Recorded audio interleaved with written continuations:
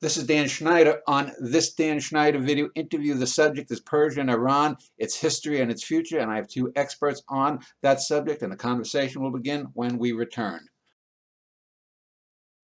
Persia is one of the oldest nations in the world, or Iran is, and Persia was one of its forerunners. And I have two men who know a lot about it, and we'll be talking about the history of this nation and its peoples.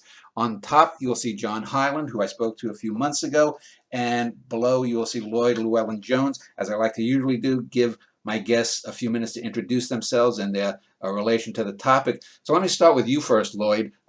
If you could give a couple of minutes about who you are, what you've written about Persia, and what interests you about that area. Sure. So I'm Lloyd Llewellyn-Jones. I'm Professor of Ancient History at Cardiff University in Wales in the United Kingdom. My main area of speciality really is the Achaemenid period. So that's the period sort of 559 to 331 BCE. But more generally, I'm very interested in the longue durée of Iranian history. I travel to Iran a lot. I've been very lucky to go to that country over 20 years. It's something I feel very passionate about, especially the kind of media misrepresentation of Iran. And indeed, what my research is about mainly is trying to find the Persian version of things, of Persia's own history. Because as will become apparent, I dare say, much of the approach we have in the West to Iran's history is through Western sources, classical Greek and Latin sources, or the Hebrew Bible. And so there's a very skewed vision of Iran. So my work has been on sort of indigenous ancient Iranian culture. I work quite a lot on courts and monarchy. I've also done translations and commentaries on some Greek texts on Persia, in particular Ctesias of Cnidos, who was resident in Persia for some 20 years. And at the moment, I'm working on a book called The Persians, which is basically a big introduction looking at this Persian version to Iran's pre-Islamic history. So that's me. John, if you could give a little background about yourself and your interest in the area. Sure, thank you. I'm John Hyland. I'm a professor of history at Christopher Newport University in Newport News, Virginia, in the United States. I'm also a specialist in the ancient Persian Empire, and especially in imperialism and diplomacy and warfare in the ancient world. So my interest in ancient Persia developed when I was a college student, and like Lloyd's, really focused on the question of Persian versions of events. I came to studying ancient Persia from an original focus on the ancient Greek world, and found that I became more and more interested in Persia as the superpower of the ancient Near East and Eastern Mediterranean. My first book was called Persian Interventions, and it dealt with Persia's diplomatic and financial aid to the Greek city-state of Sparta against its rival of Athens in the late 400s and early 300s BCE. And this is a fascinating period in which Persia had failed to conquer mainland Greece through a military force, but instead began to project influence over it through diplomatic and economic power. I'm currently working on a new project on contextualizing the Persian invasions of Greece in the longer history of the ancient Near East. I'm also co-editing a collection of essays on war in ancient Iran from the Elamite period through the early Islamic period. And finally, I'm working on a project on the Bisutun inscription and reliefs, one of the famous monuments of the ancient Persian Empire.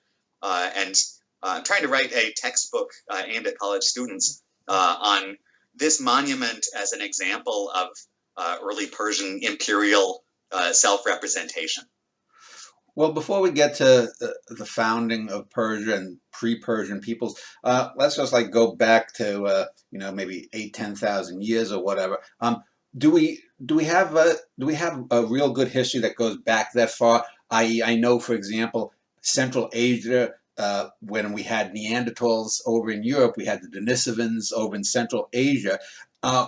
Do we know, for example, genetically, do Persians have some Denisovan DNA? Or did they come out of the first, out of Africa theory? Or there are some people who think that some modern humans may have also developed in Asia alongside with us in Africa. Do we have a genetic idea of the people that were first in the Iranian plateau? Either one of you?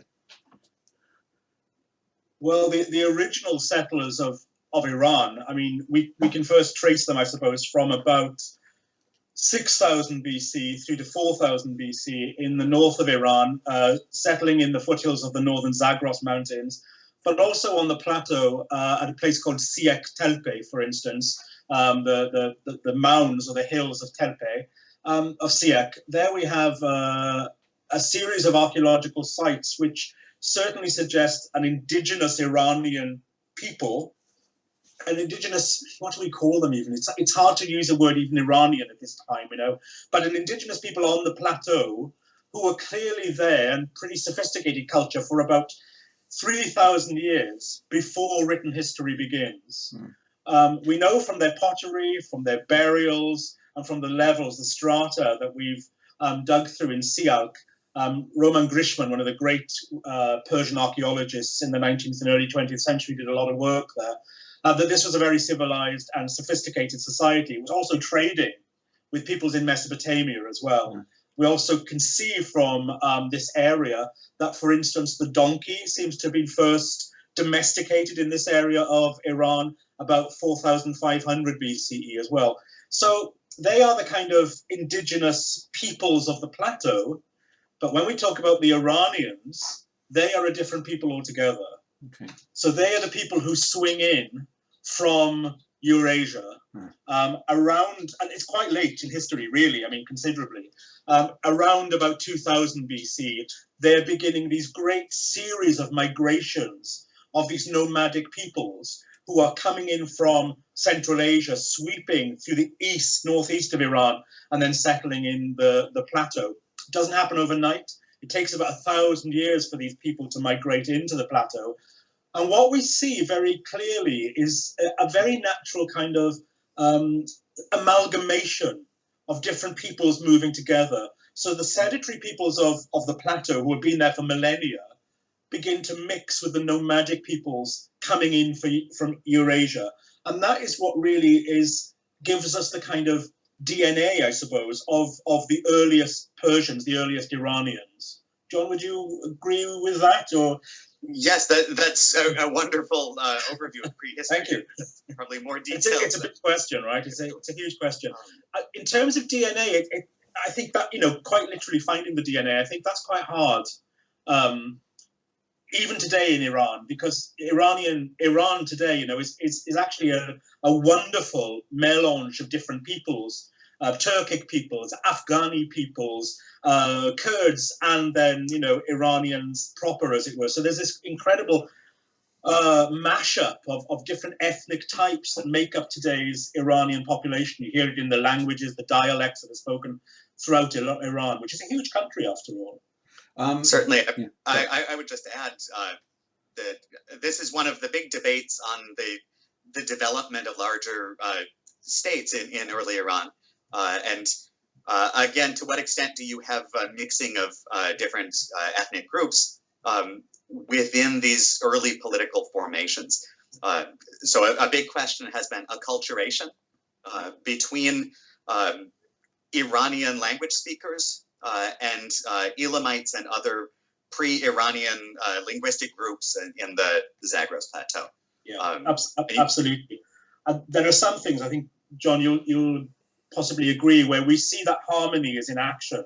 And we're getting a lot of this, from discoveries of the Persepolis fortification texts, for instance, which are really telling us about, for instance, the religious world of Achaemenid Persia, where we have ancient Elamite gods being worshipped next to Iranian deities.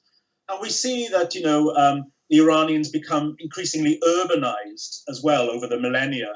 But at the same time, I don't think the Achaemenid Iranians ever give up their nomadism either. I think they are a peripatetic people. They constantly move around. And that's, of course, that is their Eurasian DNA. And I think the more we learn about these kind of horse societies of Eurasia, the more the Achaemenid Persians, and the Parthians and the Sasanians for that matter, make sense to me. If we keep that kernel of thinking of them as Eurasian nomads, reading them through that light, I think, become more clear. John may remember that the reason I did my first show with him, which was on Cyrus the Great, and I had done another show on Alexander the Great, and I'm still looking to do one on Sargon the Great because I had done 3 plays on them, was that Mesopotamia was a very diverse area, and then it got the Akkadians, and they sort of imposed sort of their language on it. In ancient Iran, what was the language? Because we know Proto-Indo-European language flooded out of supposedly the subcontinent and I guess headed westward. Were these people Proto-Indo-European speakers? Do we even have fragments of their language, Lloyd or John? Sure, I could comment a little bit. Again, you have evidence for linguistic mixing on the Zagros Plateau. The major language that's spoken in much of the southern Zagros from about 2000 BCE down into the middle of the first millennium is Elamite. And again, Elamite is not an Indo-European language. They developed the ability to write it using a cuneiform script that's borrowed from Akkadian or the cuneiform scripts of Mesopotamia. Persian speakers or Iranian speakers, though, are certainly circulating on the plateau at an early period. And we start to see more and more evidence for them in personal names, in Assyrian descriptions of military campaigns into the Zagros region. So 800s, 700s BCE, you start to see many references to people who have good Iranian, Indo-European names embedded in larger Elamite cultural regions of the Zagros. So it's the first written linguistic evidence for Old Persian comes with really the Bisutun inscription in the late 500s BCE. But it's clear that the language itself is circulating in Iran long before that point. Yeah, it's millennia old, I would say. And we can do a trace of Old Persian through another language called Avestan, which was only written down, sadly, another 1,000 years after the Achaemenids, as it were. But certainly the Avestan language records the religious texts of what we might call Proto-Zoroastrianism. And we can clearly see the links between Avestan language and Old Persian. And similarly, we can look to India and see the similarity between Sanskrit and Old Persian as well. So they're definitely part of this Indo-European language. And of course, modern Persian, which really is the direct descendant of Old Persian. You can still hear the Old Persian language in Farsi today. So just to give you a couple of very obvious examples, the word for mother is madar in Persian, for of course mutter, mother, mate, all of this kind of Indo-European. Brother is brad, so brat, braud, brother. Daughter or girl, dukhtar, daughter, and so forth. So you can, those really, really common kind of cultural indica are rooted in Old Persian, which still goes into modern Persian today. I know when I spoke with John about Cyrus II, John had sort of debunked some of the myths that about Cyrus and the Achaemenid Empire, overthrowing the Medes and that sort of national mythology that was developed there. So if we take us, century by century, what was the first group of people in the Iranian plateau to arise? And are Medes really just Persians by another name, or were they a separate tribe along with these other groups that you had mentioned earlier, Lloyd? They're Iranian peoples. They're all Iranian peoples. But I guess they're as different as, say, a New Yorker is to somebody from San Francisco, right? There's a different mindset. Or a Scots from a Welshman. Or Scotland from Wales, for instance. Yeah, we're connected, and yet we're not. And so there's a lot of that going on. There's a core of a language which is understandable to both peoples. But even the kind of the world, the physical world that they inhabited were very different. So in the north, these people called the Medes settle around the Caspian Sea in the area of the Zagros and push out into what is nowadays eastern Turkey, whereas the Persians go down into the south, into the plateau there, it's a very different feeling of worlds there. So this mountainous, hard, rugged terrain of the north, and the sort of more desert areas, and then down to even to the sea coasts of the south, created a very different outlook on life, I think. The Persians in the south naturally gravitated towards the foothills of the Zagros, where they encountered these incredibly sophisticated Elamites, and this incredible synchronization of cultures started happening, I think, very early, John, I would say. I mean, almost as soon as they moved in. Whereas the Medes in the north, they naturally kind of, because of the geography, sort of fitted into the Eastern Turkish realm and into northern Babylonia as well. So I would say very different outlooks because of the geography. I don't know if you'd agree with that, John. I think so too. I think the Persian Elamite connections are very important, and the Elamite world in a way gives a link between the early Persians and the civilizations of southern Mesopotamia, especially the Babylonian tradition, where again I would piggyback on what Lloyd said and suggest the Medes have more connections to the northern Mesopotamian, the Assyrian frontier world, and a kingdom known as Urartu, that was this very important state, again, in what's now eastern Turkey and parts of the Caucasus. Which often gets overlooked, doesn't it? You know, Urartu generally, but especially this Median connection. It was a very important one for them. It gave them some kudos, I think.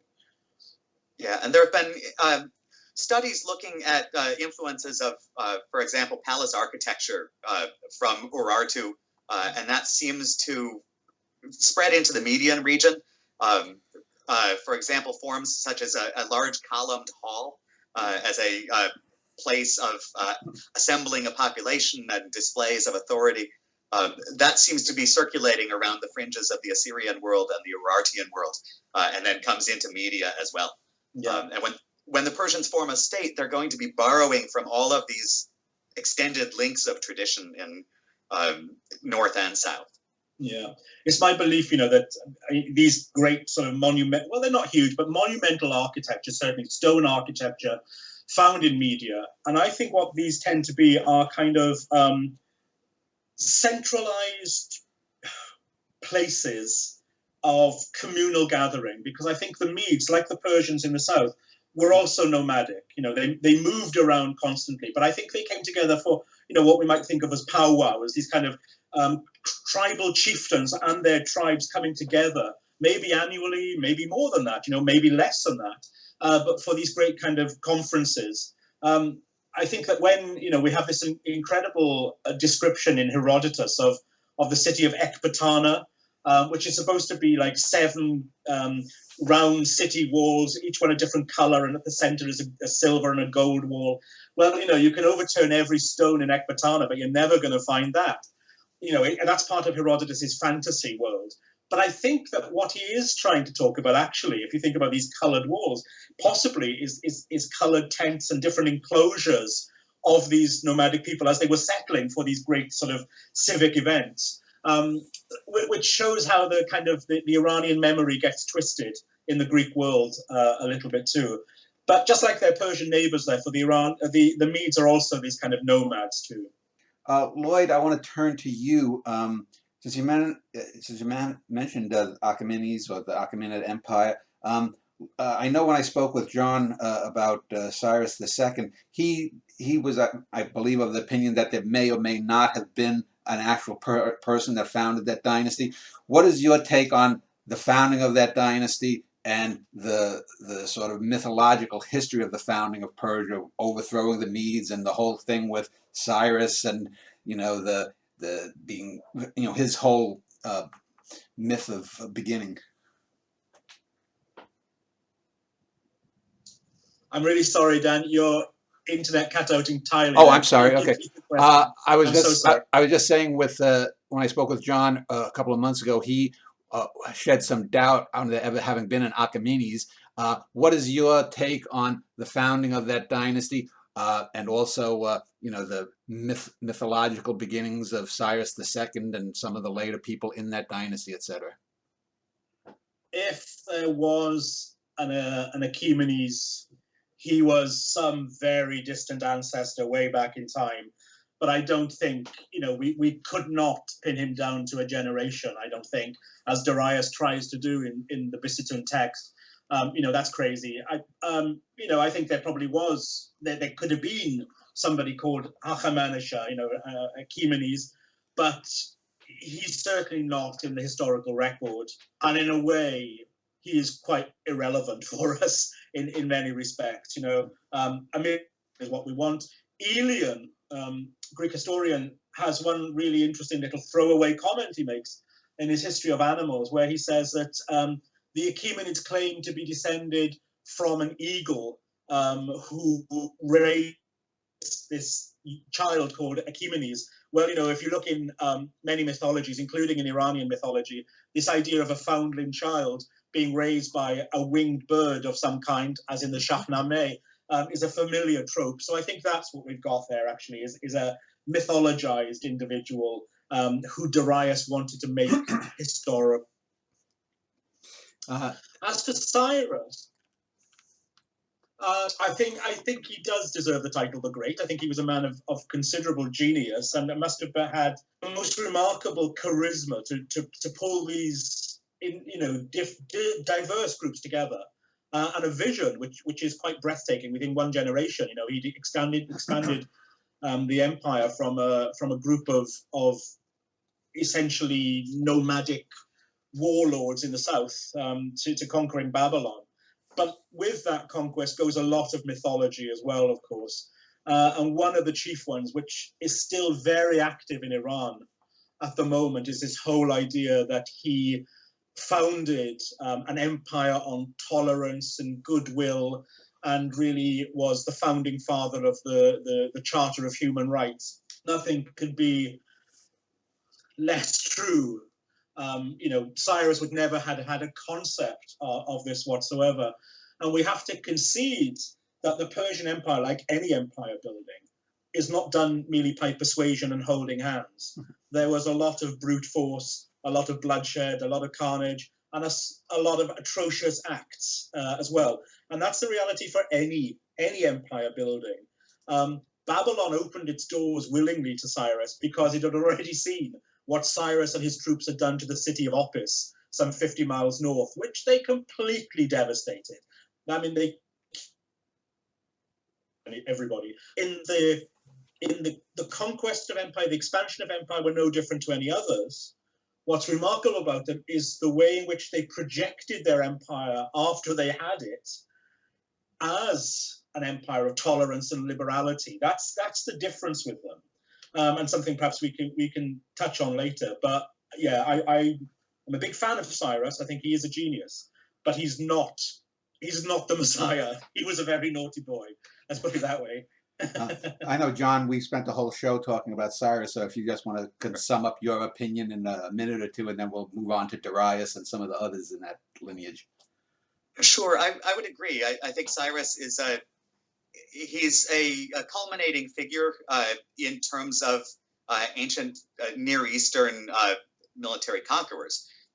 He's quite shrewd in using the language of especially Mesopotamian royal representation to show himself as the pious king and the restorer, someone who's supported by the gods and who's bringing benefits to the people who he conquers. But that language is taken directly from Assyrian forebears who used it as well. And Cyrus actually references Ashurbanipal, the great Assyrian king, in his Cyrus cylinder at Babylon. So again, I think we've got to see him in the context of a long tradition of conquest and putting a positive spin on conquest. The only other thing I'd add is we're seeing emerging archaeological evidence for his military behavior at the site of Sardis in modern Turkey, where excavations over the last decade have been finding more and more direct remains of the sack of the city by Cyrus's army. And they're quite remarkable. There are human remains, there are weapons, there's a destruction layer. And again, it's a powerful reminder of the violence that's inherent in the creation of an empire. Yeah, it's also really instructive that other archaeological digs at the moment, based around Persepolis in Iran, are also unearthing new evidence for Cyrus's reign too. And it very much goes hand in glove with what John was saying about the kind of Babylonianization or Mesopotamian element of Cyrus's rule. Because we've discovered very, very close to Persepolis, which we always thought was the brainchild of Darius the Great. We've actually found now a monumental gateway, which was not at all dissimilar to the Ishtar Gate, which many people will no doubt know was discovered in Babylon, is now in the Pergamon Museum in Berlin. So he was actually kind of crafting for himself in the Iranian heartland a Babylonian-style city. Probably died before its completion, and then it was probably pulled down by Darius, who started again. But that is really instructive now, that this kind of Mesopotamian identity was so strong for him that he decided to take it back to the homeland too. Right. Go ahead.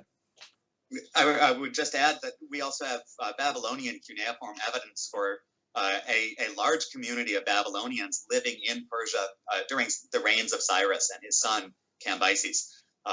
So the center of empire has shifted, and Babylonian entrepreneurs are coming to what later becomes Persepolis in order to make financial deals, in order to buy slaves, and in order to buy various goods that are traveling through overland Iranian trade routes. So we have this mixing of the Persians are clearly borrowing from Babylonian and Assyrian tradition. Babylonians are in Persia very early in Cyrus's reign, and that mix is probably informing ideas of how to rule. Yeah. Lloyd, I know from having talked with John before and looking up, Cambyses was not considered in a league with his father, and I think he then gave way, I think, to Darius, who was like married into that clan.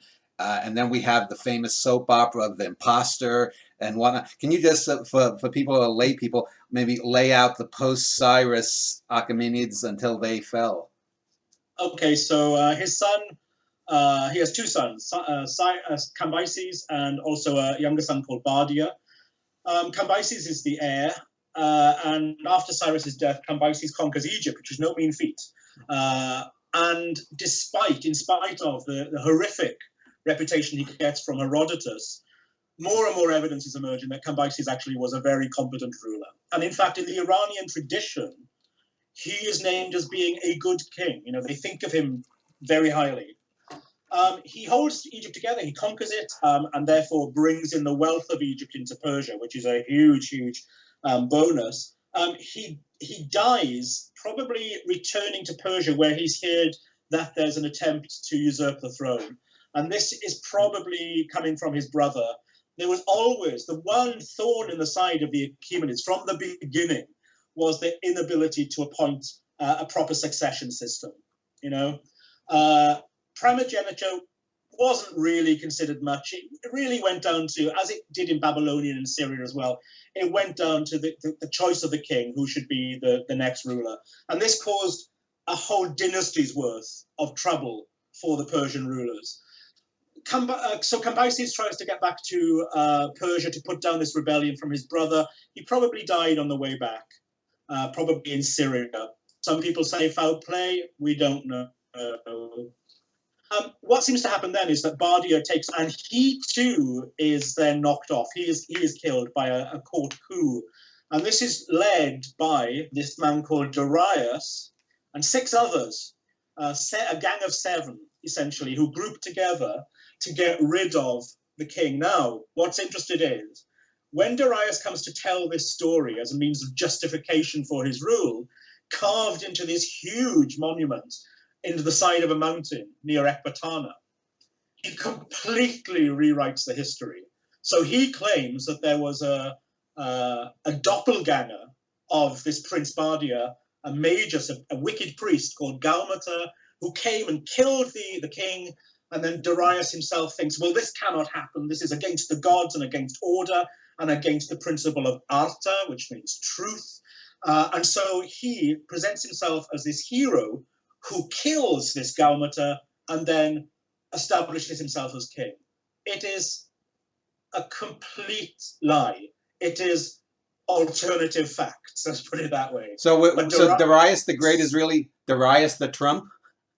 yes, most definitely. I mean, he is Trumpian through and through. It's, it's the kind of thing we're finding right now with the election, Yeah. Tell the lie, first of all, find evidence later on if you can. This is what Darius was all about. How many people believed him within the inner court? Would have been very few. And so we see in the opening years of his reign a kind of autocracy falling in around it. We have a story of Interfernes, for instance, who is one of these nobles, one of the Gang of Seven, who kind of oversteps the mark. Darius has him executed. It's kind of, keep your friends closer, enemies closer still. We don't see a Darius emerging who is content in himself. I think he's always paranoid that this could happen to him too. But it's an egregious lie, which is so strange because, John, as you know, in the Byzantine inscription, Darius talks about truth and values all the time. In the Persian mindset, truth is linked to the god Ahura Mazda, the wise lord. Truth is order and justice. Drauga, the lie, is badness, rebellion, disorder.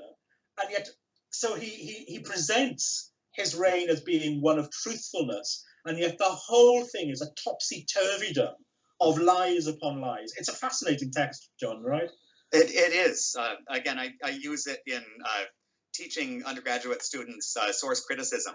Yeah, it's a great and it's a wonderful exercise in digging into what we would call fake news and trying to work through the layers.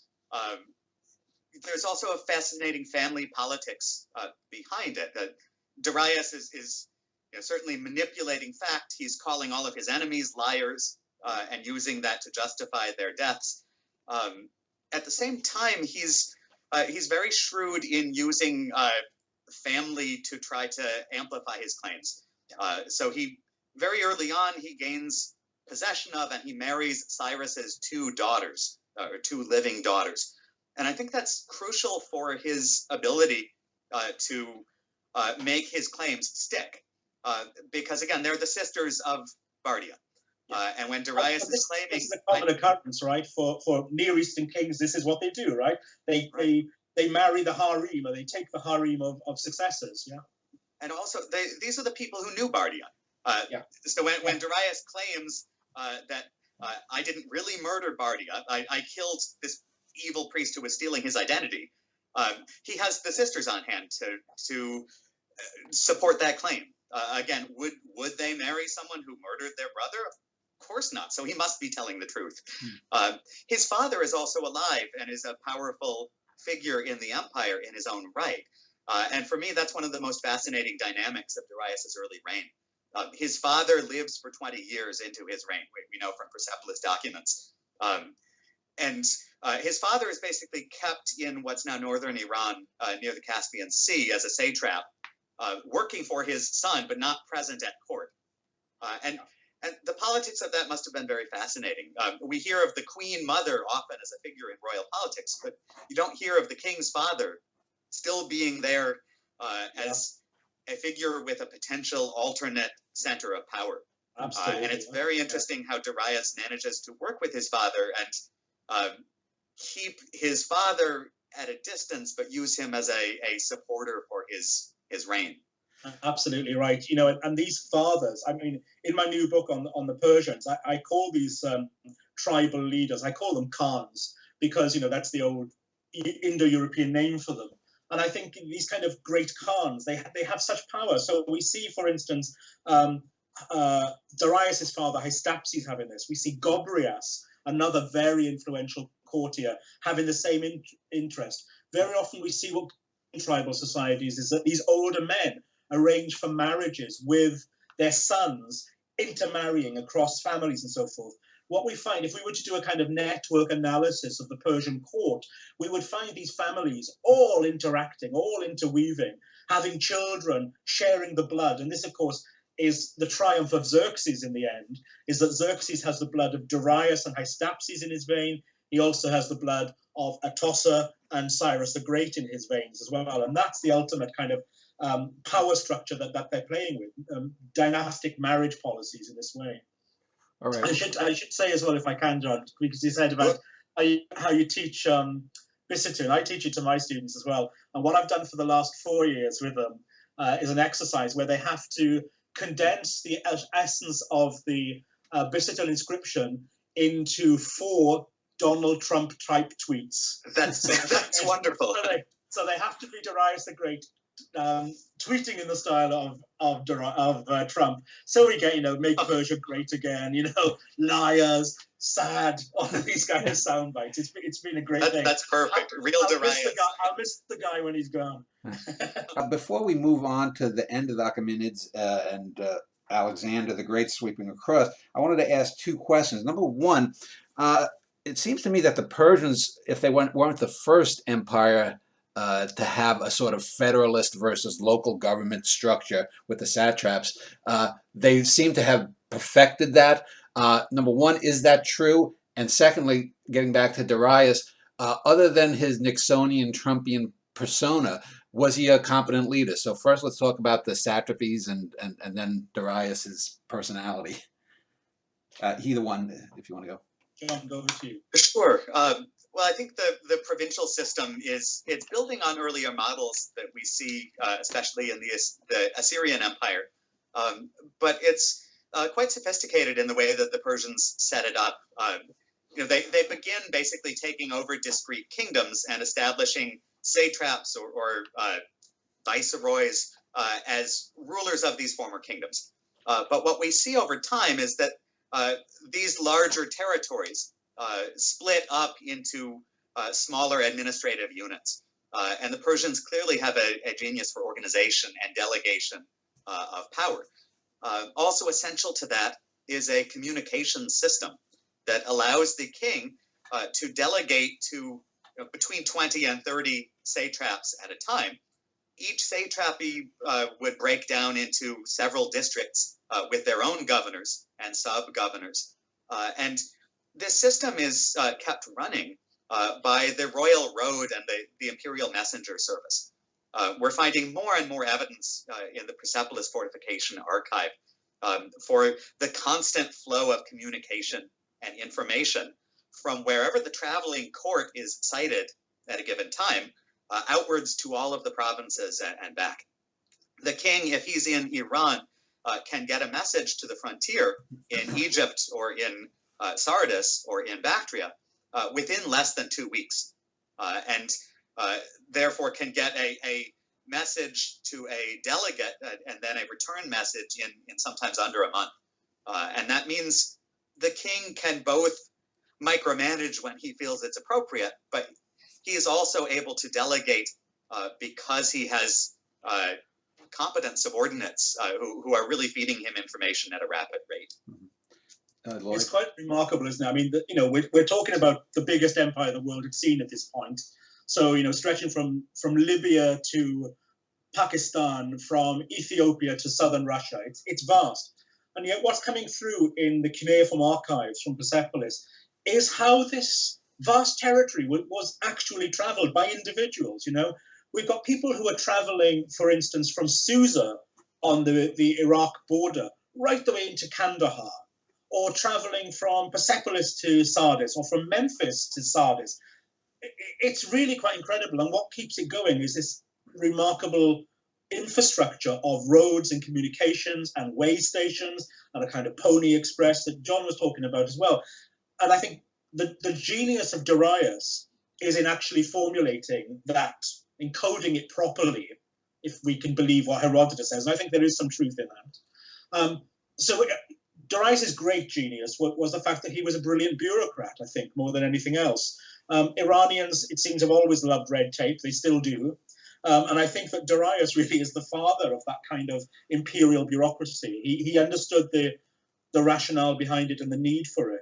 And what we get stressed in Darius's reign, more than any other Persian king, is the idea of law as well, the king's law. In Old Persian, the word is data.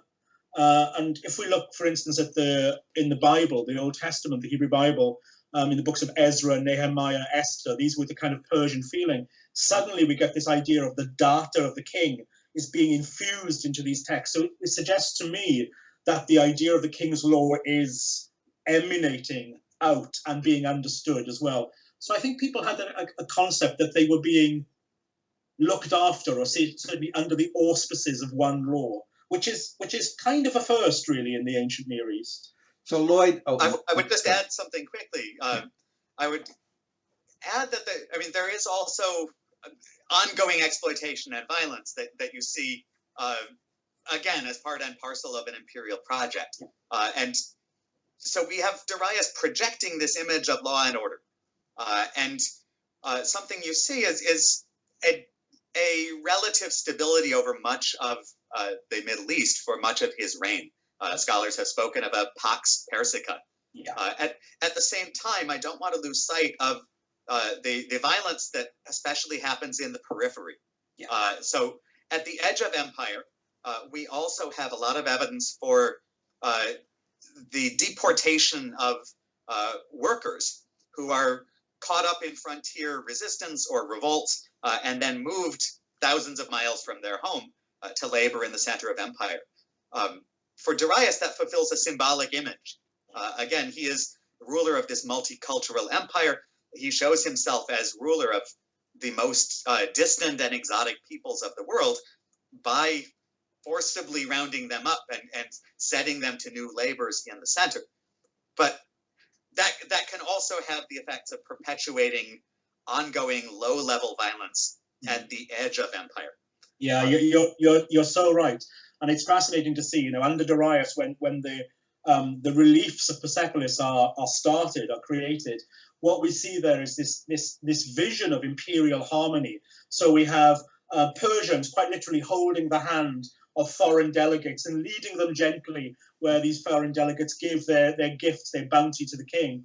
Or we see these remarkable images where different peoples of the empire, dressed in their national costume, are lifting up Darius on his throne.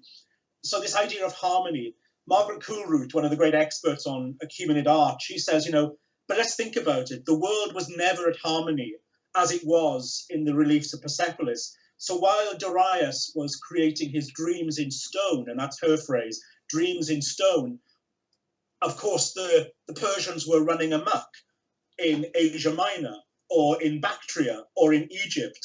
We know, for instance, that they razed the city of Sidon to the ground, killed all the men and imported all the women into Iran. Yes, you're absolutely right, John. I mean, hard taskmasters and violence endemic in the empire, but with this overlay of peace and harmony. It's a remarkable strategy that the Persians adopted, so different to the Assyrian take on things. Sure, and the king doesn't have to play the role of warlord necessarily.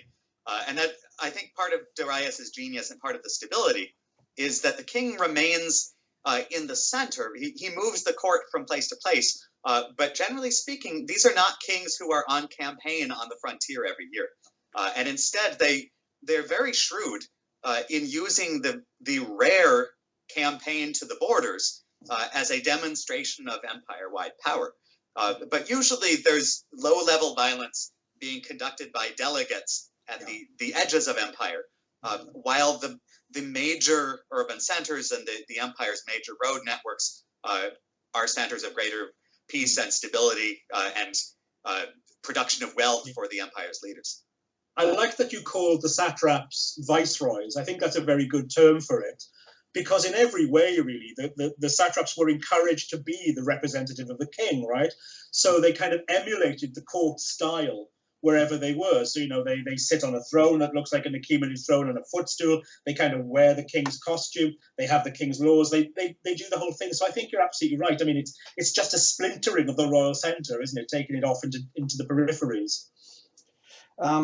From what you're talking about, it reminds me of a conversation I had a couple of weeks ago when I was invited to talk on a show about the upcoming 2020 election here. And I made the case that Joe Biden was to the right of Richard Nixon, and that if it hadn't been for Vietnam or Watergate, which are two terrible things, Nixon was actually a competent leader. And it sounds to me that Darius was less Trump and more Nixonian.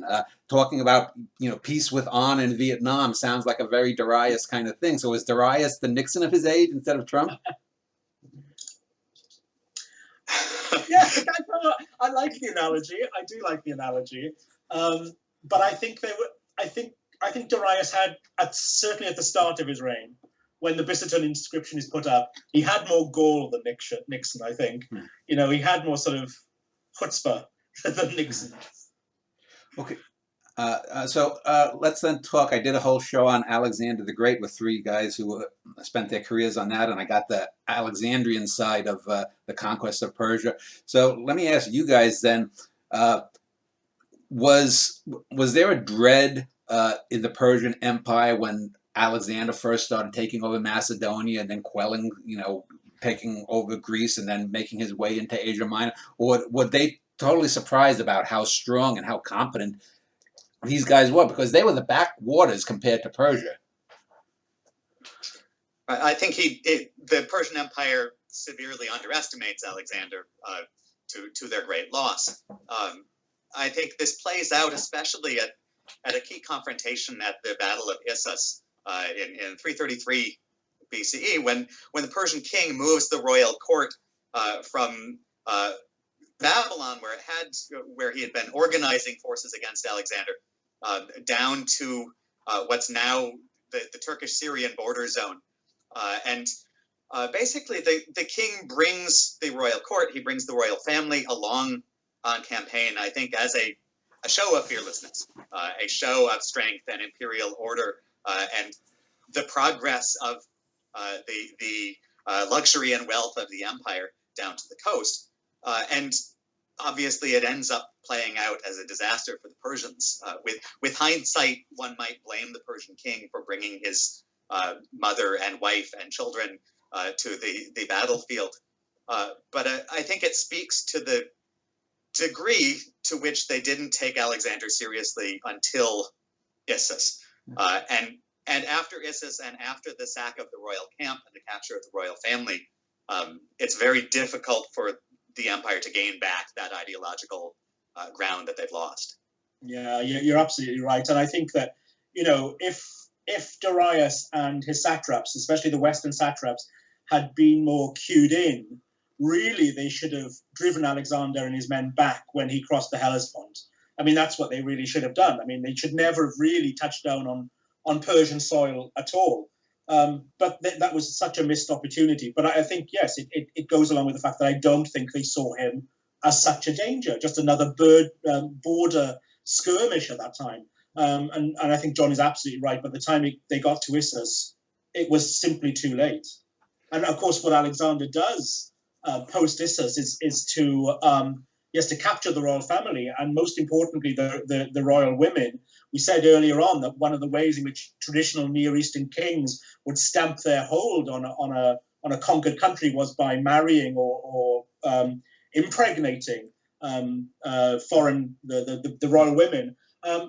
Evidence suggests, for instance, that Darius's queen, Statira, did die giving birth to a child, and the timing really suggests the child would have been Alexander's.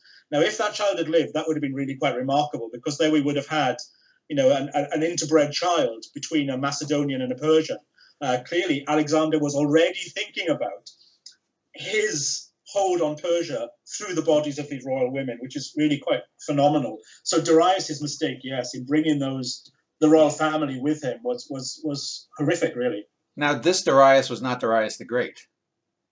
No, this is Darius III. Yeah, so I don't know, when I did the show on Alexander the Great, I had the image of him sort of being the cartoon roadrunner, constantly running away from the coyote that was Alexander. Because in a handful of battles, he just basically takes off and says, "See ya," and he comes across as one of history's great cowards. Is that unfair to call him that?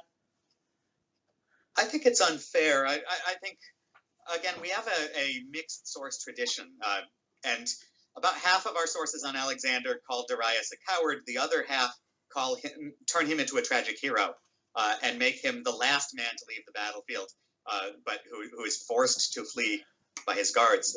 The problem is that both traditions come out of strands of propaganda involving Alexander's court and the Wars of the Successors, and none of them are really rooted in a genuine Persian tradition.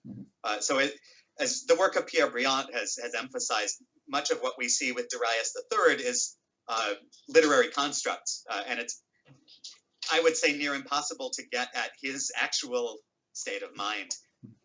I think we can think about the power choices that he made and the large-scale decisions, such as bringing the family down to the war zone. But his personal psychology, I think, is just beyond our reach with the evidence that we have. Some of the things that may be more in his favor was the fact that Darius III was not from the main branch of the Achaemenid family, and yet he seems to have had a reputation for being a good soldier under Artaxerxes III, for instance, and this may have convinced the Persian nobles to accept him as a king, which may therefore give him some kind of military kudos, so perhaps there is a backstory to him in which he can be taken as a bit more of a leader king. Certainly he went into action, and each defeat he didn't go away and lick his wounds. I mean, he actually kept on going and kept remarkably finding more troops all the time too. So there is something charismatic and some kind of leadership quality with him, which I wouldn't want to dismiss. What I think is really fascinating about the use we make now of Darius III really is tantamount to where John and I are in our kind of academic careers on our approach to Persia, because about 30 years ago in the Netherlands, in Groningen, a workshop was held. They called it the Achaemenid History Workshop. And it has had a fundamental change on the way that we look at Persia, because now we approach Persia from the inside, from its Persian sources, as we've been trying to do. The question at that first meeting was the empire in a state of decline at the time of Darius III's conquest by Alexander? And the answer we now know was absolutely not. Persia was not this kind of moribund thing waiting for Alexander to deliver the final death blow to it. Persia was up and running, its borders were secure, and in fact had been doubly secure under Artaxerxes III, who had reconquered Egypt. We now have a whole tranche of documents that come from Bactria, which is really rare to look at the eastern satrapies, to show that everything was in good working order. The empire was functioning. So it wasn't this kind of narrative that the Greek and Roman authors have been feeding us, and which Western historians have picked up on for generations, that Persia was into this slow decline. And thank God Alexander put it out of its misery in the end. It wasn't like that. It was robust, and it was fighting back as much as possible. And we really see it's working in these Bactrian documents, where we see Alexander doesn't change a thing. Yeah. The system, the satrapy system, is working so well that Alexander just leaves it be. And that's really remarkable. It says a lot about the functioning of the empire. And it also says a lot about Alexander as both a conqueror and an administrator. In that way, right? Absolutely. So I never think the question should be, why did the empire fall? I think the better question is always, how did it last so long? I mean, that's really the key question, I would say. Sure, and I would add that no subsequent Iranian empire gained the same size and territory for any substantial period of time. So it really is an achievement in terms of government and organization of peoples that goes unmatched in subsequent world history. And that's part of the fascination of the empire and what's going to generate continuing scholarship on ancient Persia. That's one of the great things about our discipline. In a way, we're still novices. I mean, we're at the beginning process, really, of looking for the Persian version for everything. So when you look at the kind of strides that have been made, for instance, in reading the Roman Empire, or even the British Empire for that matter, we've still got a lot of ground to cover yet. There are methodologies that we haven't really approached properly yet, because we're still very often dealing with the sources. We're sieving through how to deal with the sources. So there are so many questions out there. So there are decades and decades of great PhD topics to come out of the Achaemenid Empire still, which is great news for us, John, right? Very much so. Let's go post-Alexander. He dies young at 32 or so. The War of His Successors was mentioned, and I dealt with this a lot in the Alexander show. You can comment a little bit on that. I think then we have this General Seleucus, or Seleucus, however you pronounce it, for maybe a century or so, has his empire there. And then the Sassanids come along. I believe they're next in line. So can you take us, there's probably about, what, an 800, 900-year period from Alexander to the Muslims, the rise of the Muslims. It's about, what, 900 years, something like that? Yeah, maybe 1,000 years. Okay. So what happens with Seleucus and then the Sassanids then? We'll pick up the narrative. John, maybe if you want to go first. Sure. Well, Alexander's death causes a series of civil wars that split apart the Macedonian version of the Persian Empire. Again, Alexander had taken over the organization and the infrastructure of Achaemenid Persia and tried to rule it, but he doesn't really have time to establish lasting stability in the way that, say, Darius the Great had. So it very quickly fragments, and the Seleucid section of it is essentially the Persian Empire minus Egypt and minus parts of the Levant and the Eastern Mediterranean. The Seleucid dynasty begins in the late 300s. It continues technically down to the 1st century BCE, but by the early 2nd century, it's fragmenting. The Seleucids have the misfortune to engage in great power competition with Rome as it's taking over the Mediterranean world. They're defeated militarily by the Romans. They also suffer the loss of Hellenistic Judea with the revolts of the Maccabees in the 2nd centuries. But what's happening on the Iranian plateau is in the middle of the 3rd century, at the 200s BCE, you have the rise of a new royal family called the Arsacid family in Parthia, that is northeastern Iran. And the Arsacids gain more and more territories. They are essentially able to take over the Iranian plateau in the 2nd century BCE. And then what's left of the Seleucid Empire in the 1st century splits roughly at the Euphrates River. So that the Arsacid or Parthian dynasty rules the center of the former Persian Empire, Mesopotamia and parts of the Caucasus, Iran, and what's now Afghanistan. Whereas the Romans take over the Mediterranean coast and incorporate Syria and eventually Egypt into the Roman Empire. So the Arsacid period is fascinating because Persia is still at the center of communications across Eurasia. But what's happening to the east is the rise of Han China at the end of the 200s, the beginning of the 100s BCE. And so what we think of as the Silk Road system, the corridors of overland trade and cultural exchange between East Asia and South Asia and Western Asia, that is all really coming to fruition during the Parthian period.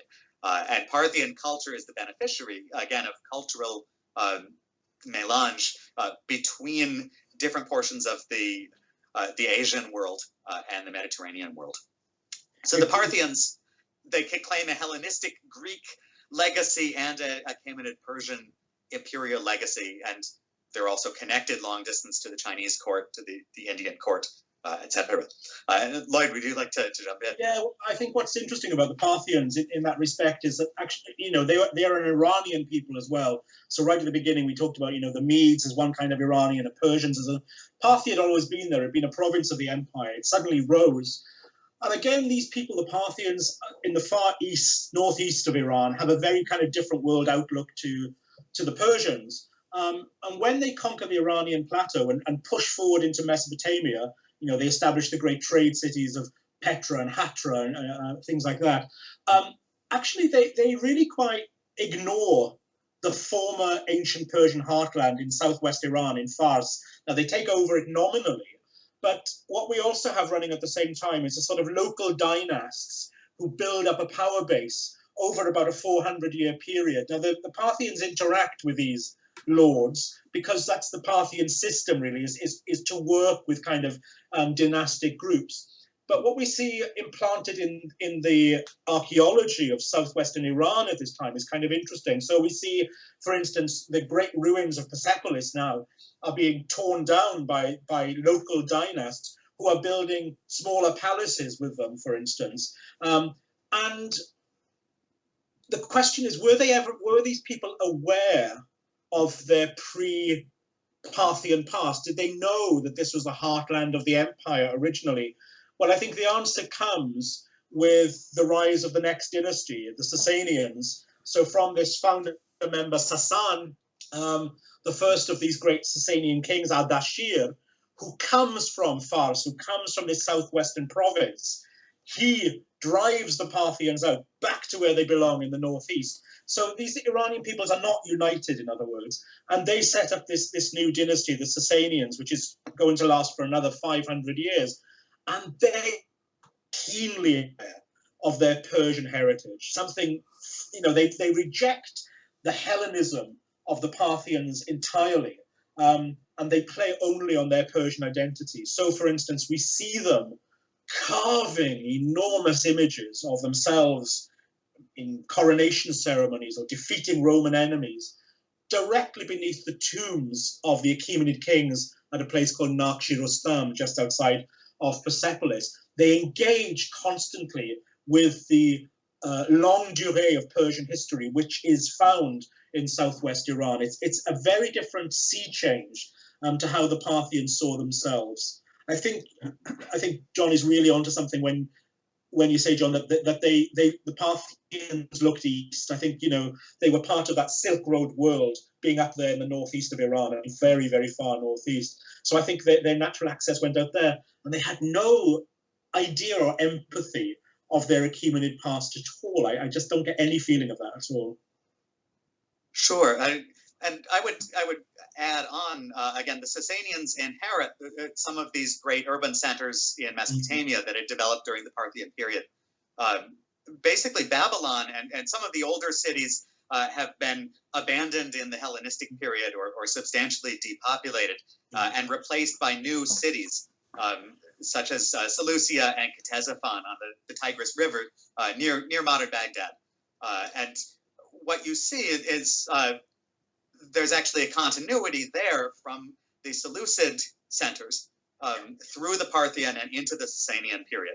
And so, again, where the Sasanians have connections to the ideology or the imagery of the old Persian past, and they exploit that at Persepolis, they're also exploiting the new urban developments of a very multicultural Mesopotamian world, in which you have Aramaic speakers, you have Arabs, you have Greeks, and a large Jewish population in some of the cities. So again, the Sasanians are coming into this sort of ever more complex mix of peoples and multiplying religious traditions, and it's a really fascinating period. You really see it in their architecture too. So in the site of Firuzabad, way down south in Fars province, there you have the palace of Ardashir, and it is a palace which is built with domes and squinches, which is clearly, referencing Roman architectural styles. And yet at the same time, at the front of the great palace is the first ever stone Ivan. So these great sort of semi-domed porticos, I suppose, which becomes a feature of mosque building, for instance, in the Islamic period. So you do see this remarkable cultural mix that's going on right from the beginning of the Sasanian period, and it's sustained throughout the next 400 or 500 years, really. So it seems to me that the Sasanians were what we might modernly call neo-nationalists. They were looking back to identify, have that identity. Was there any particular Sassanid leader that is in a league with the Cyruses or the Dariuses? I think there are a few. Again, at certain periods in the 3rd century, again, Ardashir and Shapur the first, and then especially some of the leaders that you see in the later Sasanian Empire, such as Khosrow the first in the 6th century. Again, the Sasanian Empire lasts about twice as long as the Achaemenid period. And within that, you have fluctuations in the centers of power. But again, you have cultural continuities and developments going on throughout the period. And it's interesting. We have references in some of the classical sources, Ammianus Marcellinus and so forth, of people like Shapur II being very aware of his Persian inheritance. So he writes to the Roman emperor saying, in the old days, my empire stretched to the Danube, for instance, and this is what I will have back. So there is an awareness amongst the Sasanians of this idea of empire and what it could be. And I think, yes, the Shahs, and this is what they are now, Shah, the great king of the Sasanian period. I mean, there are actually very many who are notable leaders and especially good warlords. And again, you see in terms of the terminology for how they describe themselves, how they define themselves, they're not just defining themselves as Persian. It's really in this period that you start to see the language of the Iranian people, and the use of the term Aryan or Iran contrasted with on Iran, with the non-Iranian peoples around them.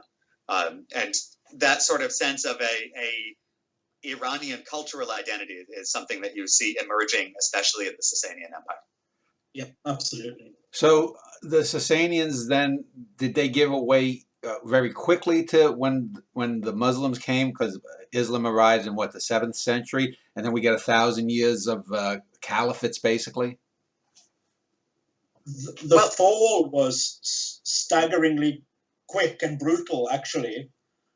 So, but the process of Islamization was very slow, but happened. The process of Arabization was never successful, though. So we're looking at the conquest in very different ways, I think. Yes, the storming of the physical world of Persia was quite overwhelming and was over very quickly with the fall of the last king, Yazdegerd III. But the process then of changing the thought, the mindset, the religion and the faith of Iran took much longer. But yeah, Iran never became Arabized. It never went the way of other nations, like Syria or Egypt, for instance, in that way. And what's really remarkable, of course, is within 300, 400 years of the Arab conquest and the real suppression of Persian culture, especially its language. Persian really became a second-rate language in the country, which was now colonized by the Arabs, turned into an Arabic-speaking country. Is that the Persian language survived through poetry, chiefly through the work of this man, Abdul Qasim Ferdowsi, who around about 1000 created this monumental epic poem called Shahnameh, which means the Epic of Kings or the Book of Kings, which is a remarkable kind of poetic remembrance of Iran's pre-Arab history from the founding of the world under Hurrem Mazda to the fall of the Sasanian kings. Now, the first quarter of the poem is a mythology, it's a legend, and the Achaemenid kings don't figure in it, which is really fascinating. You can't find the Achaemenids by name. I think if you dig under, you can actually see Achaemenid themes. Then you get the middle section, which is history and myth combining, and Alexander comes into that, known as Iskander. And then finally we have the final section, which is the historic section, which is the legends and folk tales of the Sasanian kings. And Ferdowsi was clearly using remarkable oral testimonies, other poems, and written sources. So he is actually a fantastic source for us for thinking about how the Persians remembered their own past, especially the Achaemenids, the Sasanians. Ferdowsi was not afraid to use his poem as a kind of a political trope as well. The story of Alexander is a particularly interesting one in that. So according to Ferdowsi, Dara, a king called Dara, which obviously we can hear Darius, right? He marries the daughter of Philkis of Rome. So Philip of Rome, Philip of Greece, Philip II, in other words. So she gets pregnant by the Shah, Dara, But she has terrible halitosis, the poor woman. And so she's sent back home to Greece, where she gives birth to this boy, Schneider, which Ferdowsi glosses as the word meaning sweet-smelling. So out of this foulness comes this sweet-smelling youth, who eventually becomes the king of Macedon, and then threatens Persia with invasion. And indeed, Alexander Schneider does invade Persia. He kills the son of Dara, a king called Darab, so obviously another Darius character, and therefore becomes the king of Persia through conquest. But what Ferdowsi is saying is, unbeknown to you all, Alexander was already a Persian. You know, his father was Persian. This isn't a conquest. It was just the elder son taking his right to the throne all the time. So he rewrites that history of Iran. Why? Well, for Ferdowsi, there can only be one enemy, and that's the Arabs. The only invasion of Persia that's ever been of any consequence is the Arabs. So he plays with the historical narrative. And I don't think he's probably picking that up on his own. That's probably a narrative that goes back hundreds of years already. Alexander was already being seen as a Persian king, a legitimate Persian king.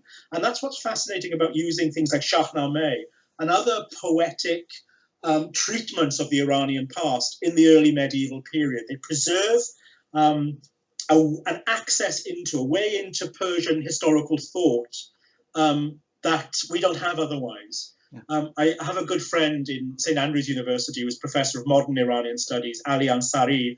And Ali once said to me, you know, it's not that the Iranians don't know their history, it's just that they remember it differently. And that's the crux of it. You know? Lloyd, let me just, I worked about 20 years ago with a couple of Persian sisters, and they were quite clear. They were not Iranian. They were Persians. They had gone. They had been kicked out of Iran, their family. And they did, and this was just a few years, maybe a decade after the Iraq-Iran war, and they did not like Arabs. I mean, so it seems to me that in the Iranian or the Persian mindset, the Persians in that area of the world look at themselves the way Nazi Germany looked at themselves as Aryans. They are above them all. We can accept your little trifling religion, but you'll never be Persians like us Arabs. Is that sort of... There is a sense of cultural superiority about it. I want to distance what you said about the Nazis' terminology of Aryan. Yeah. They hijacked that for... Yeah, I was just saying that the Persians see themselves as the people, the chosen people in a sense of that area. If you look at the history of Islamic Iran from the conquest, we see many different types of people coming through Iran, trying to hold it, okay, conquering it. So first of all, the Arabs, Mongols, later on the Turks, they all come in, they all conquer the place, but they never conquer the culture. Yeah.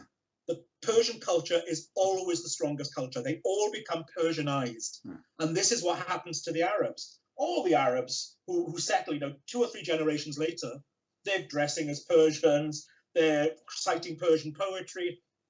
The stronger culture wins out. It's like a kind of form of gas, really, which comes out of central Iran and permeates the rest of the Arab world then. One of the big difficulties in Iran today, therefore, is this great pride that the Iranians have in their Iranian-ness or their Persian-ness, which abuts very strongly with the Islamic regime's Arabization. Because, of course, the language of the Quran is Arabic. This theocracy is pushing an agenda which is, in a way, un-Persian. And that's really where the cultures are clashing right now. And that is why in the study of ancient history in Iran is so vital. It's a hot political topic at the moment. Yeah. What is Iranian identity as opposed to what is Islamic identity? And you can see why so many young Iranians, especially, and the demographic of Iran means that a lot of people, most people are under the age of 40. It's a huge young population.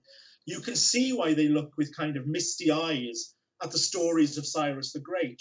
This man who's allegedly, the peace bringer, the great letter of all sort. You can see why that fantasy continues, because they need to believe that as well. It gives them a pride in a world where they are so villainized, and in a world where they are feared by their own rulers, who therefore treat them very harshly. I'll probably never get back into Iran for saying that, but it's important for people to hear that kind of thing, I think. John, you just have a comment on that, and then we'll. Sure. I mean, Lloyd gave a wonderful summary of Iranian history and culture after the conquest. I would follow up on just the idea of the lasting cultural impact, and again, we see that very early after the Islamic conquest, because there are relatively few numbers of actual soldiers involved in the conquest generation.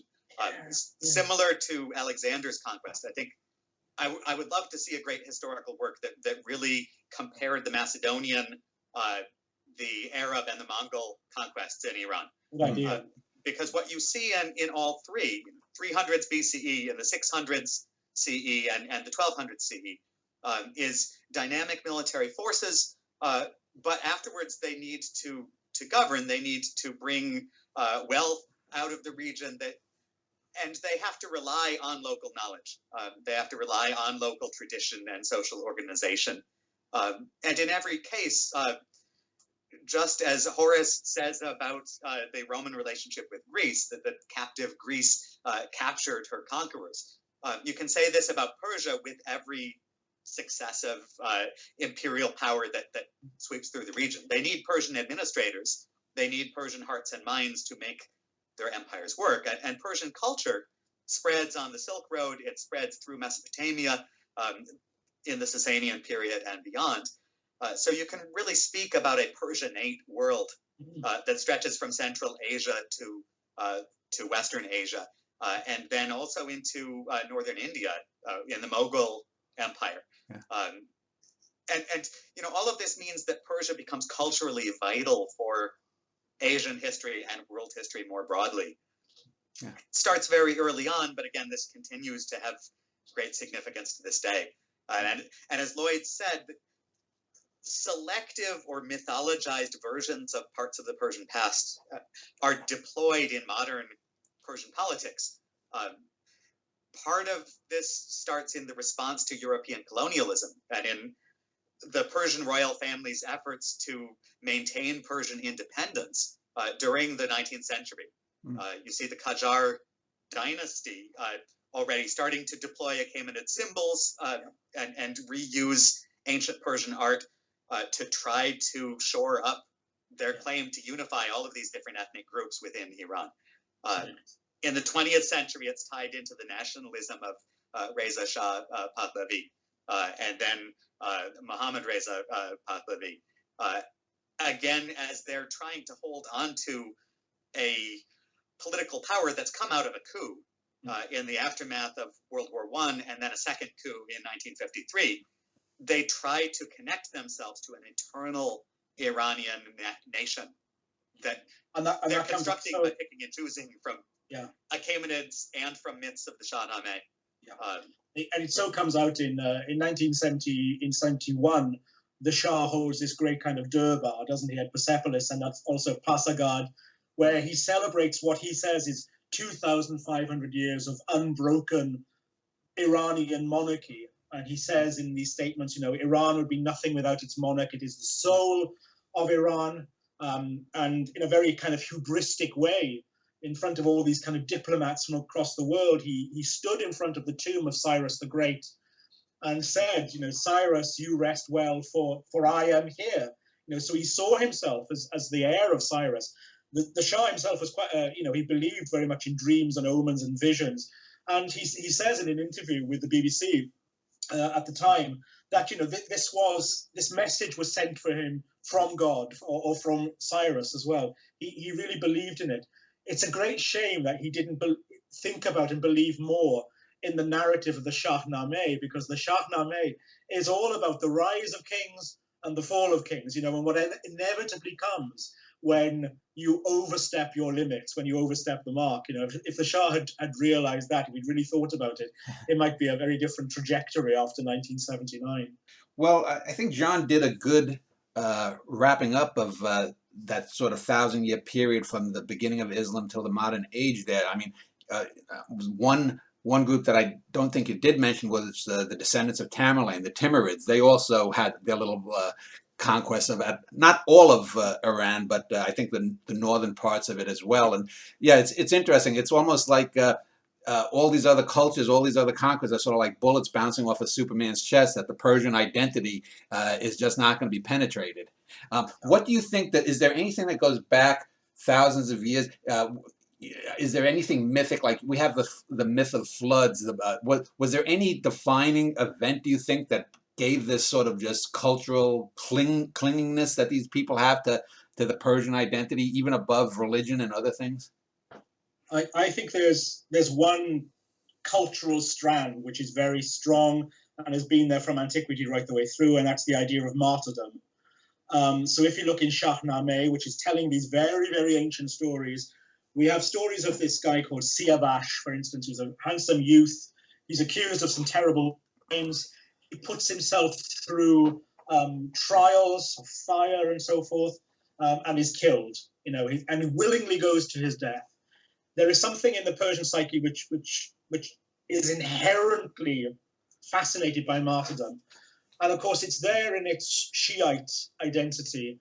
Shiism, of course, is built on the stories of the Prophet Ali and his two sons who were martyred at Karbala, the great battle between the Sunni Arabs, which happened outside Baghdad. And this idea of martyrdom, therefore, constantly continues. It's perpetuated from pre-Islam into Islam and now into the modern day as well. So, when you go through any town or city in Iran, when you enter into the town, you will often be greeted with roadside billboards, very often in the shape of tulips, which is a symbol of martyrdom, with the pictures of young men and their names written on. And these are soldiers who died in the Iran-Iraq War in the 80s. And this cult of martyrdom keeps on going. It's a perpetual thing. You might remember in the 2009 contested election and the so-called Green Revolution that erupted afterwards, the death of a young woman. She immediately was claimed as a martyr by both sides of the political divide as well. So there's something deep in it, which I think, which goes to martyrdom. I wish I could pinpoint a kind of, the origin of these martyrdom stories. I can't, but because they're lost in the mist of time. But the fact that Ferdowsi uses them so often suggests to me that there's a pre-Islamic cult of martyrdom, attraction to martyrdom somewhere, and it would be interesting to see if we can't take some of the Achaemenid stories that we hear from Ctesias or Herodotus and see if we can't read a martyrdom technique a martyrdom thread into some of these too. It's not a very pleasant legacy, I suppose, but I think it's a very strong one, actually. Sure. I would add, from my perspective, I think there's a long-term historical pattern of national defeat and recovery, of disaster and rebuilding. And I might connect that to some of the strands of the martyrdom theme that you've seen. What's important in terms of Shia Islamic history is the substantial gap in chronology between the deaths of Hussein and Ali. Ali is assassinated, I think, in 661, and his son Hussein, the grandson of the Prophet Muhammad, is killed at Karbala with his family in 680 CE. Shiism comes to Iran, though, as an imposed theology selected by its rulers in 1501 and beyond. So you have half a millennium in which you don't have Shia Islam really thriving within Iran. It had incubated in the Caucasus and in especially mountainous regions of southern Turkey throughout most of the Middle Ages. Shiism comes to Iran in the 1500s with the Safavid dynasty, who originate from Turkish groups in the Caucasus, and they seize control of the Iranian plateau. They're trying to define themselves in opposition to the rising power of Ottoman Turkey and its empire. And therefore, they forcibly impose Shiism on Iran. There are executions of Sunni leaders. There are moments in the 16th century in which Iranian populations are required to publicly curse the first caliphs of the Islamic tradition because they had opposed Ali and his family, the family of the Prophet, who were at the root of the Shia heritage. So I think that it's, on the one hand, you see political dynasties attempting to use religious ideology to set themselves apart from their rivals. But on the other hand, I think that Shiism takes root in Iranian society over the longue durée, partly because of the experience of defeat and the experience of being the underdog, being bullied by larger neighboring powers. It's the Ottomans in the 16th and 17th centuries. It's the Afghans in the 18th century when there's a period of turmoil and civil war in Iran. In the 19th century, it's Russia. And then the partition between Russia and Great Britain in the early 20th century. And finally, the Iranian experience with the United States after the 1953 CIA-supported coup that overthrew Mohammad Mossadegh, the elected prime minister, and established the Shah's autocracy. And throughout this long durée of Iranian history, there's this experience with political disappointment and interference by outside powers. And at many periods, that's merged with a political expression of Shia Islam that expresses the faith and the feeling of martyrdom, the feeling of corruption in the world, and the injustice of human leadership. And it merges that with that experience of drama. Now, I want to talk a bit about modern Iran now and in the future. I'm old enough, I'm 55, to remember the pre-Islamic days when Khomeini took over. And a lot of people are surprised if I talk a little bit of politics about, and Iran comes up saying that, yeah, it was a pretty modern country. If you look at some of the films that came out then, if you look at some of the magazines, these were women that were wearing makeup and high heels, and they looked gorgeous as Brigitte Bardot or any other people of, any other sex symbols of that era. And it's interesting that in the last decade or so, online, on social media, it seems that younger generations are going that way again. There was a couple of years ago, there were Iranian girls, teenagers, who were dancing on videos in blatant opposition to dictates.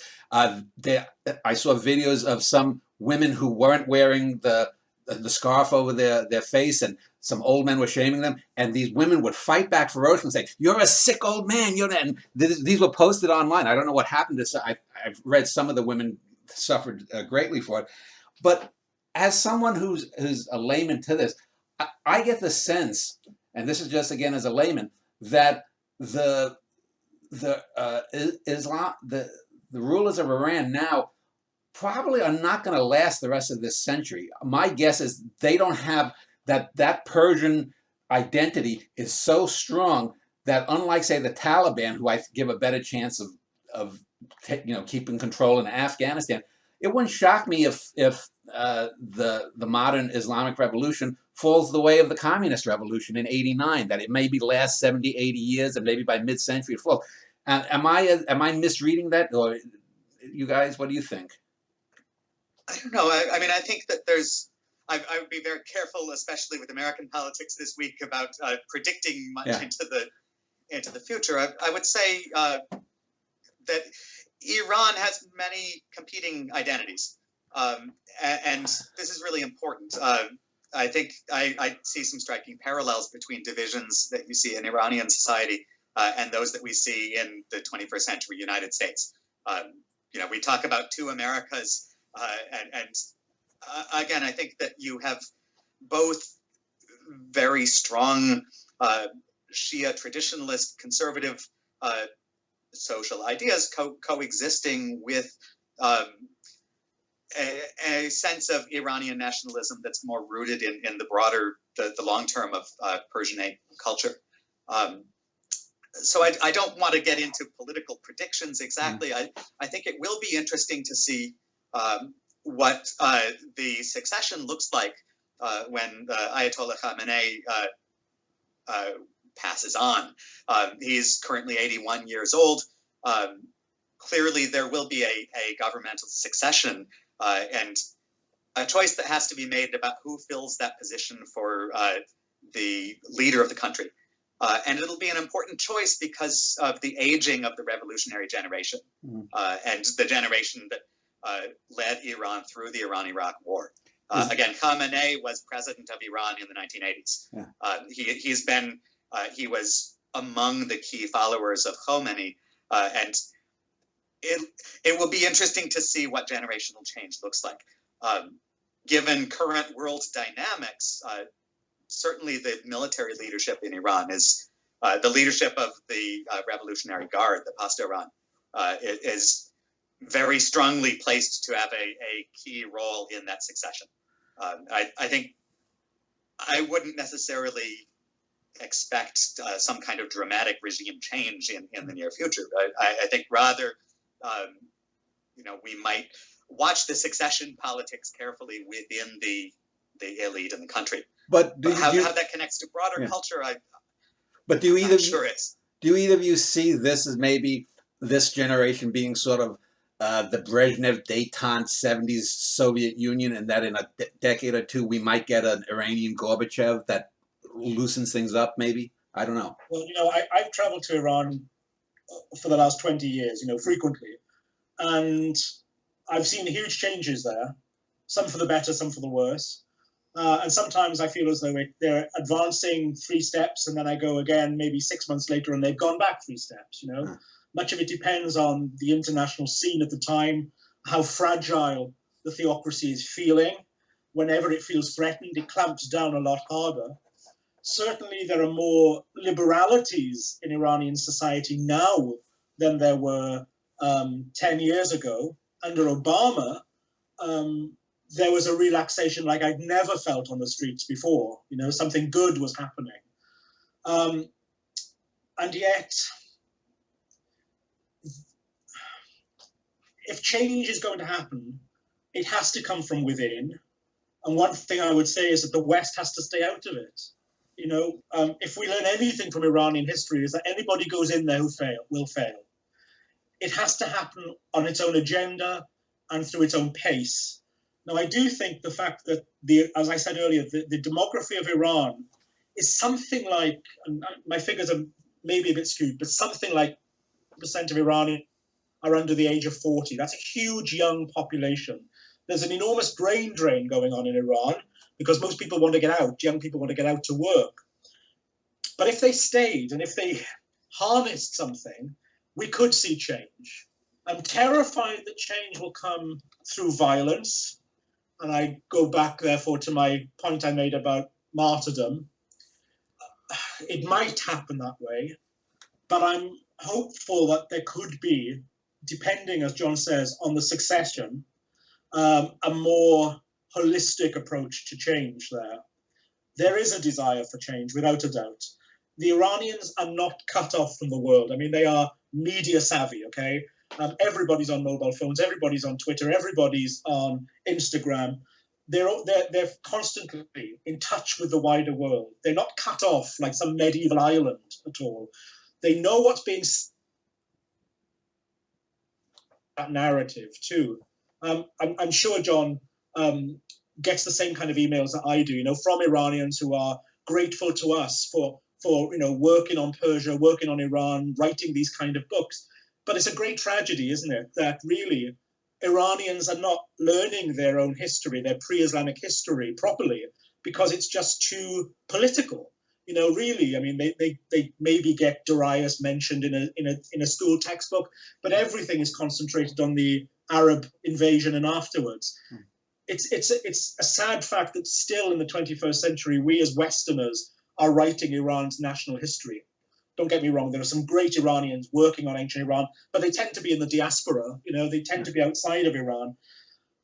That should change as well. And I think until the Iranians reactivate their real knowledge of their own history and can grab it and do something with it, that's when we'll see change starting to happen properly. Sure. Yeah. I would only add on that I'm optimistic about the changes that you see, for example, in archaeology, in the development of a robust Iranian archaeological community. And again, I've never had the privilege of visiting Iran. I dearly hope to someday. And again, I watch American-Iranian relations with sort of a constant sense of trepidation and fear of full-scale war, and hope that we can move in the opposite direction. But when I was in graduate school, again, I studied ancient Greek, I studied Old Persian, I studied the Persian Empire, and I was reading all of this material written by Western scholars. And there's this realization that comes out over time that wait a minute, we should be listening to Iranian voices. And this is something that we really see in 21st century archaeology. The excavations that Lloyd mentioned, for example, at Tole Ajari near Persepolis, have been conducted by a joint Iranian and Italian archaeological team. There's a new museum that's been developed, I think, at the Persepolis site. There's a lot of new work that's going on in the Tehran National Museum. And I think that we're starting to see really good increasing work by Iranian scholars on the Elamite language, on the Bisatun inscription, on various aspects of ancient Iranian history. I think in future, what I hope to see is that graduate students in the West studying ancient Iran 10 years or 20 years from now will need to learn Farsi right off the bat, and need to be able to read Farsi, as I didn't in graduate school, and I've been trying to make up the difference and work my way slowly through this language learning that I wish I did 20 years ago.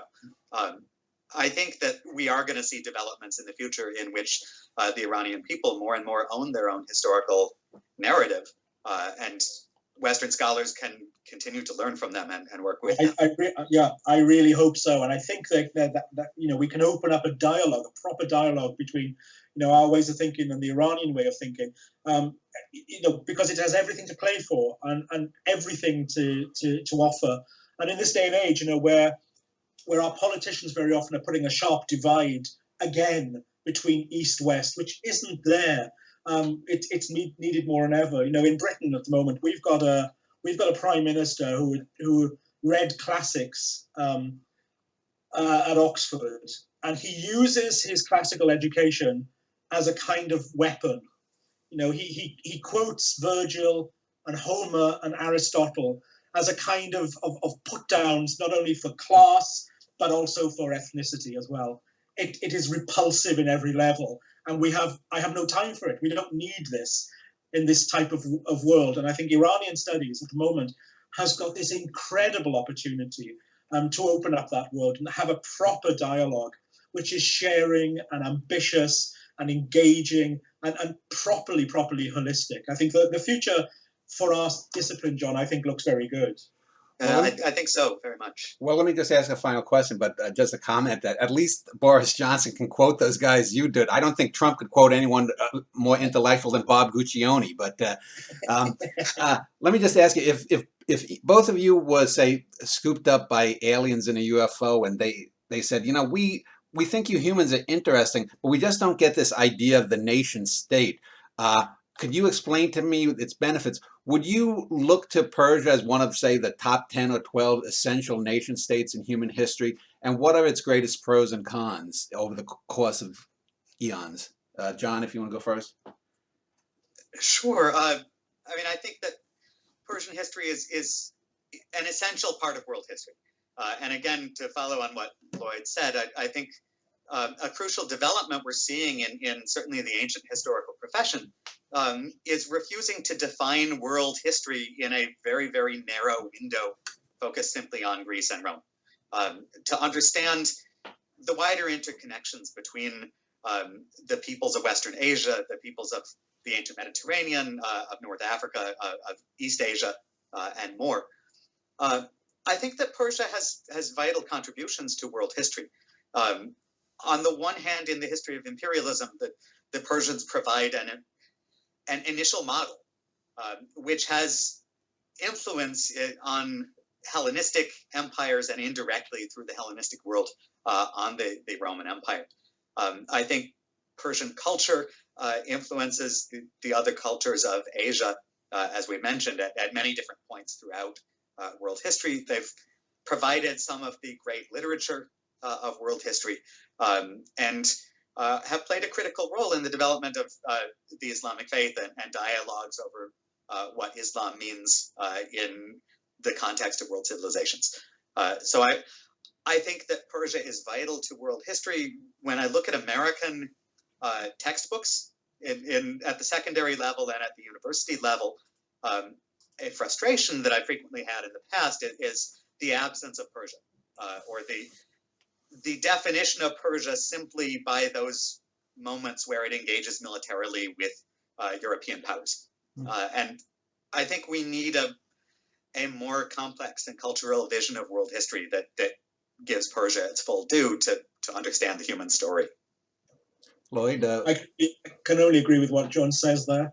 I think that looking at the first Persian Empire, the Achaemenid Empire, gives us an opportunity to envisage a different approach to imperialism, even if on the ground it didn't run exactly according to the blueprint. I think it's interesting to think about a world that's interconnected through a common language, for instance, the use of Aramaic, which therefore kind of dissolves the kind of prejudice that happens when, of course, you have to work through a conqueror's language. Now, I say that as a Welshman, okay, as a Welsh speaker, who, of course, comes from a family where my language was almost lost through imperialism. That really matters to me. And when I look at the approach of the Achaemenids to that, they didn't force their language on anybody else. You know, they worked through other languages and then with this common medium as well. So I think there are ways of thinking that, okay, I'm not in favor of empires. I don't like empires much. But if you've got to work with one, then it can be at least a kind of enlightened, despotic empire, I suppose. Very different to the way in which we British went out and did it. And I think you Americans have crafted your own empire as well in exactly the same vein, of course. And the blueprint there is Rome. We could look to Persia for a different model of empirical thought, I would say. And on the idea of the culture of Iran, I mean, this is the greatest gift that Iran has given to us. I mean, art and poetry, philosophy and mathematics and science. It is one of the most profound and important cultures in world history, and it is disseminated far and wide. Without the Persians and their word paradisos, or the Greek word paradisos from the Persian paradisa, we wouldn't even have the concept of heaven, of paradise as we think of it. You know, so if nothing else, think of this: the Persians brought us paradise. Well, I want to thank both of you. I'll link to both of your university web pages. Anyone wants to contact you there or find out more about your work on Iran and Persian history can contact you there. So thank you very much. A great discussion. You're very welcome. Thank you so much. It's a pleasure talking. Really a pleasure.